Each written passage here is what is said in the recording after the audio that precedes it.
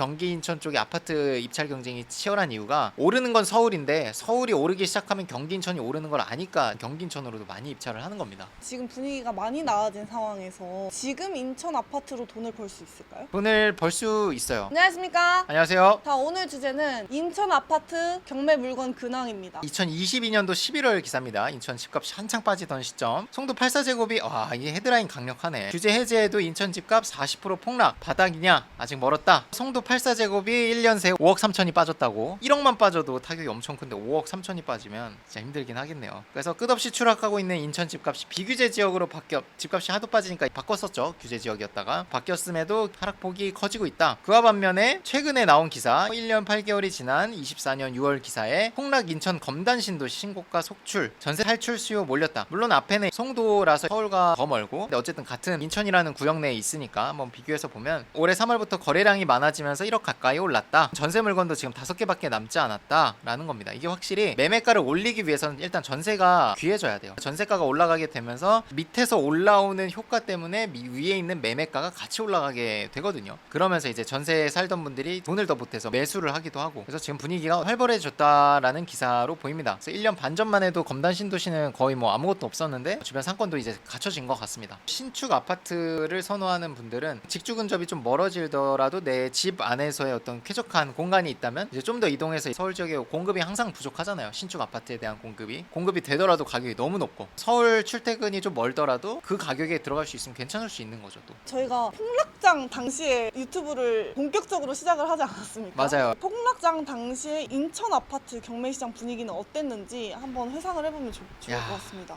내가 특수 물건을 하는 게 아니면 아파트 싸게 살 수 있는 폭은 정해져 있잖아요. 사실 4억짜리를 2억대에 살 수는 없잖아. 아무리 경매라고 해도 4억짜리가 가격이 빠지면 2억이 될 수 있구나라는 거를 느끼니까 사람들이 경매로 싸게 들어오는 것도 무서워하던 시점이었어요. 그래서 그 시점에 한번 보면 22년 6월부터 12월까지의 인천 아파트 매매된 내역들만 나오게 됩니다. 지금은 어떻죠? 막 낙찰가율이 100% 넘어가기도 하고 막 90% 이렇죠. 이 당시는 어땠냐면 67%, 75%, 73%, 93%, 이거는 이제 소액 1억 미만 물건이네요. 73%, 71%, 89%. 몇 명 들어왔는지 1명, 신축 아파트인데 5명, 4명, 9명, 5명, 2명, 6명. 어떻죠? 경쟁이? 우리가 생각하는 건 항상 10명 이상이잖아. 지금 기준에서는. 근데 이 당시는 10명이 절대 안 넘어요. 항상 공포가 있을수록 더 싸게 살 수 있는 건 맞아요. 퍼센트만 봐도 그렇고 입찰 인원수만 봐도 2명, 3명 이렇게 들어가면 무조건 싸게 살 수 있는 그 인원수거든요. 경쟁 인원수거든요. 그리고 이 중에 한 명은 또 최저가를 밑에 깔았다면 몇백만 원만 올려도 이 물건을 살 수 있었던 거였죠. 그렇게 경쟁이 낮았다라는 겁니다. 그때 싸게 사고 지금 회복을 좀 하고 있으니까 시장 분위기가 결국은 회복이 됩니다. 제가 지금 그래프를 가져왔는데 서울이 먼저 선행으로 오르기 시작하면 경기 인천은 따라가요. 지방은 제가 별도라고 말씀을 드렸는데 서울 경기 인천은 흐름을 같이 합니다. 이게 그래프가 2006년부터 24년 6월까지의 그래프예요. 파란색이 서울, 검은색이 경기, 초록색이 인천인데 어떻죠? 그 모양새가 거의 비슷하죠. 투기과열직으로 묶고 할 때는 서울 지역만 올라가고 경기 인천은 좀 주춤세였어요. 이때를 제외하고 대부분의 시기는 똑같이 움직입니다. 그리고 지금 서울이 먼저 회복하기 시작했고 경기 인천도 조금씩 오르려고 하는 그 그래프가 있거든요. 서울이 오른다고 해서 포기하지 마시고 후속으로 어디가 오를까를 고민하신다면 경기 인천을 또 관심을 가지셔도 괜찮겠죠. 근데 그거를 아파트를 경매로 전문으로 하시는 분들은 다 알고 있죠. 그래서 경기 인천 쪽에 아파트 입찰 경쟁이 치열한 이유가 오르는 건 서울인데 서울이 오르기 시작하면 경기 인천이 오르는 걸 아니까 경기 인천으로도 많이 입찰을 하는 겁니다. 지금 분위기가 많이 나아진 상황에서 지금 인천 아파트로 돈을 벌 수 있을까요? 돈을 벌 수 있어요. 오르기 시작하면은 가장 빨리 사놨던 사람이 이득이잖아. 오르는 시점 기준은. 서울 지역은 오른 지 좀 됐어요 이미. 이제 막 오르기 시작한 데를 한번 찾아본다면 의미가 있을 수 있겠죠. 예를 들면 KB부동산 시계열을 제가 보여드렸잖아요. 서울 지역은 이미 빨간불들이 대체적으로 들어왔어요. 이쪽을 지금 저점을 잡는다라고 하면 이미 늦은 것 같고요. 서울 지역이 오르기 시작했으니까 이 영향이 이제 경기도, 인천으로 쭉쭉 퍼져나갈 텐데 보시면 경기도도 이미 일부 지역은 빨간불이 들어오기 시작했어요. 그래서 제 생각에는 수원 같은 경우는 24년 5월까지는 마이너스를 꾸준히 찍다가 5월 말부터 0.01을 시작으로 계속 오르고 있거든요. 0.01이 올랐는데 지금 7월 달엔 0.1이 올랐습니다. 16배가 더 올랐어요. 이런데도 이미 시작이 된 거죠. 오름세가 계속 올라가고 있고요. 수원 내에 있는 대부분의 지역들이 그렇고 분당을 끼고 있는 성남시는 이미 오르기 시작했고 이것들이 올라가면 당연히 저평가가 또 생기겠죠. 오르지 않은 다른 나머지에서 경기도에 있는 권역은 또 저평가가 있을 수 있겠죠. 고양시도 지금 마이너스를 꾸준히 찍고 있었는데 7월 말에 들어서 플러스 0.04포인트가 올랐습니다. 이렇게 찾아보라는 거예요. 마이너스를 찍다가 조금씩 마이너스가 없어진 지역들이 분명히 있어요. 구 단위로 그런 데를 찾아보시면 뭐 일반 매수로 하시던 경매로 싸게 사놓고 내가 시간을 지나고 나면 서울이 올라간 만큼은 아니더라도 그 영향이 경기권까지 퍼질 거기 때문에 인천 한번 볼까요? 아까 기사로도 봤으니까 그 기사 나온 시점에 보면은 대박이네. 색깔 봐봐, 계속 파란색이에요. 아래까지 전주에 빠진 거에서 거기서 더 빠지고 더 빠지고 더 빠지고 더 빠진 비율이거든요. 0.38이 빠지고 0.44가 빠진 건 38 빠진 거에서 44가 더 빠졌다는 거니까 계속 누적인 거죠. 그러니까 5억이 빠질만 하네. 이 정도가 누적이 되면 지금 시점에서는 거의 유지를 하고 있는 것 같습니다. 쭉 가다가 최근 들어서는 그 비율이 좀 플러스가 나오기 시작해요. 0.02 마이너스 0.03도 있긴 한데 다시 0.02 올라가고 0.01 빠지고 0.02 올라가고 이런 식으로 반복해서 쭉 빠지고 있다가 지금은 좀 유지를 하는 느낌입니다. 이런 시점에 좀 관심을 가져보는 것도 괜찮지 않을까 싶어요. 왜냐면 인천광역시 중구는 이미 오르기 시작했거든요. 불이 들어왔어요. 서구도 연수구가 아마 공급량 때문인 것 같아요. 여전히 공급이 많이 누적이 돼 있어서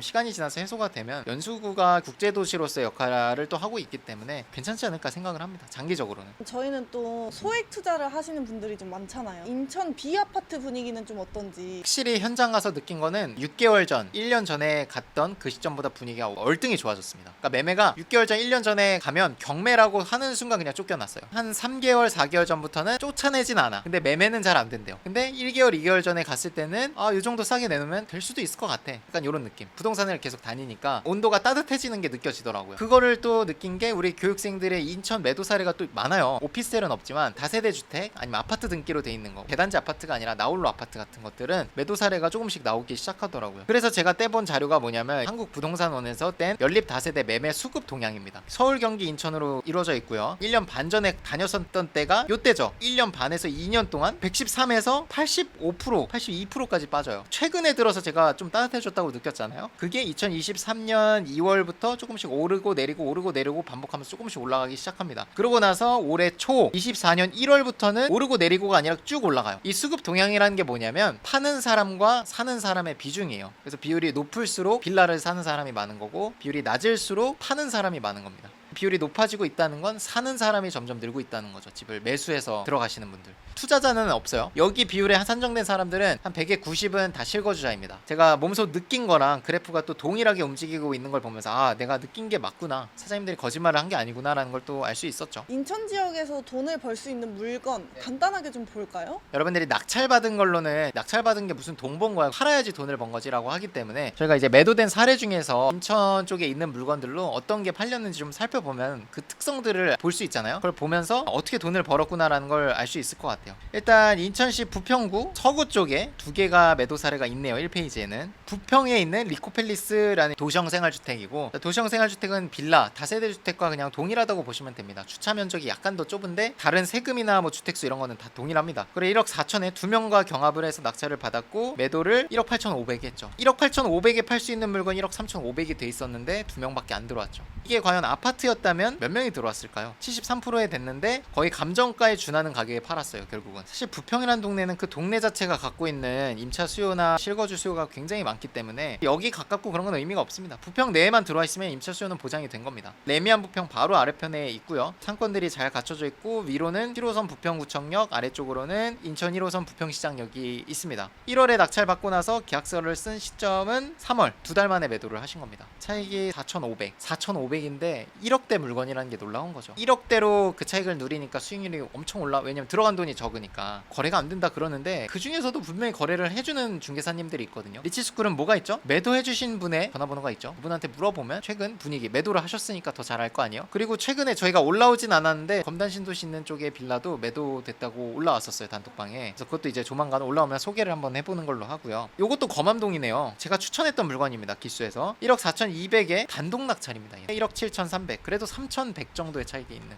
1억 7,300에 팔릴 수 있는 게 1억 3,500이 됐는데 아무도 입찰 안 한 거죠. 우리 교육생이 단독 낙찰이에요. 빌라나 오피스텔을 좀 조사하는 게 어려워도 하고 나면 차익이 훨씬 더 큽니다. 수익률도 훨씬 더 좋고, 엘리베이터는 없지만 층이 2층이고 평수도 20평으로 크잖아요. 이런 것들은 실거주자가 들어오기에 적합하기 때문에 내부 수리 잘 해놓으면은 실거주자 수요가 없는 동네는 없습니다. 웬만하면. 그리고 수도권이니까. 어떻게 교육을 하시길래 이런 수익이 나오는지 간단하게 또 설명해 주시면 하시면 좋을 것 같습니다. 교육을 하면서 깨달은 거는 남들이 하는 거 그냥 따라서 하면 내가 진짜 편할 것 같긴 해요. 근데 내가 편하면 수강생들의 성과가 안 나와요. 아파트 권유하면 내가 아파트 좋은 거 누가 몰라. 빌라 교육하려고 하면 어렵지만 이런 것들을 하고 나면 수강생들의 성과가 월등하니까 우리 낙찰 사례들이 확 나오고 단기 매도해서 수익률을 계산하고 나면 아파트에서는 절대 누릴 수 없는 수익률이 확 나오거든. 적은 투자금으로 아파트에 준하는 매도 차익을 만드니까 현장에 가서 까이더라도 중개사님들한테 그 쓴소리 듣더라도 여러분들이 이겨내시면 된다. 저는 어떻게 생각한다. 이런 것들을 보여드리니까 수강생들이 옆에서 보면서 직접 하는 걸 제가 보여드리니까 더 체감된다고 해야 되나? 현재 진행 중 물건을 또 찾아가지고 같이 임장도 가시고 하시니까 리뷰나 이런 걸 봐도 동행 임장에 대한 얘기가 많긴 하더라고요. 어제 37도였더라고요 밖에. 이건 약간 여담인데 내부도 최대한 들어가려고 하고 입주민들이랑 얘기도 하고 옥상 가서 확인하는 게 있거든요. 옥상은 더 뜨거운 거 알죠? 내가 느끼기로 한 40도 이상 된 것 같아요. 너무 더웠다라는 얘기.